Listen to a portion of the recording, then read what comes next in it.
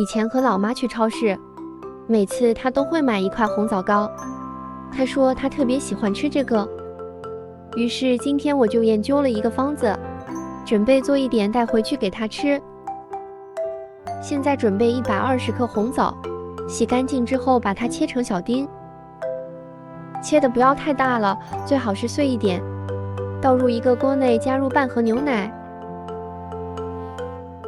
然后开小火慢慢的熬，直到最后红枣慢慢的把牛奶全部吸收。倒入100克红糖，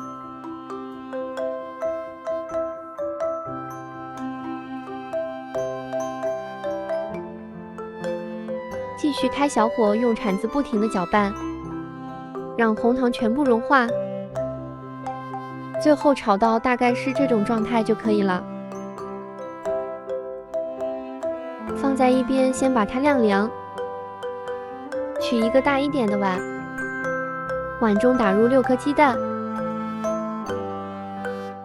放入2克盐，把晾凉的红枣泥放入鸡蛋中，用电动打蛋器开始打发。如果你家里没有电动打蛋器，只能用手，那个过程会非常的痛苦。最后打发到体积明显长大，提起来电动打蛋器写8字的时候不会消失就可以了。筛入低筋面粉150克，小苏打2克，泡打粉3克。这个配方建议大家不要更改。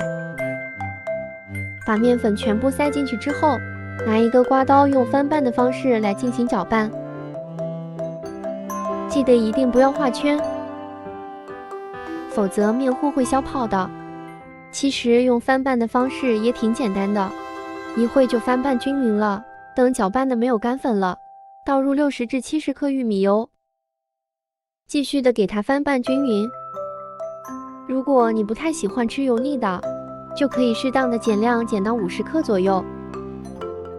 取一个模具，里边铺一层油纸，把刚才拌好的面糊倒入模具内。我的是一个9寸模具，最后剩了一点点面糊，我找了2个纸杯，面糊大概盛到9分满就可以。最后拿起来震2下，把它的气体给震出来。家里有白芝麻的，再撒一点白芝麻，这样烤出来的枣糕会更加的香。下面就开始烤了，烤箱上下火150度，提前预热10分钟，放进烤箱内烤45分钟左右。每家的烤箱脾气不一样，所以你要定时的去观察一下它的表面。我一共烤了45分钟，这时候把它取出来，表面已经很好看了。拿出来放在桌子上，先震2下，把气体震出来。刀口脱模，因为铺了油纸，脱模还是很容易的。最好是拿到一个网格上，先把它晾凉，最后再给它切块。最后一共切了6块，我觉得这已经足够老妈吃了。这个枣糕是不是做起来也挺简单的呢？我们拿一块看看，还是很松软的，掰开看看里边的组织，可以看到明显的红枣颗粒。吃一口满嘴的红枣香，和卖的红枣糕一样好吃。想吃吗？想吃你也来试试吧，唯有美食与你不可辜负。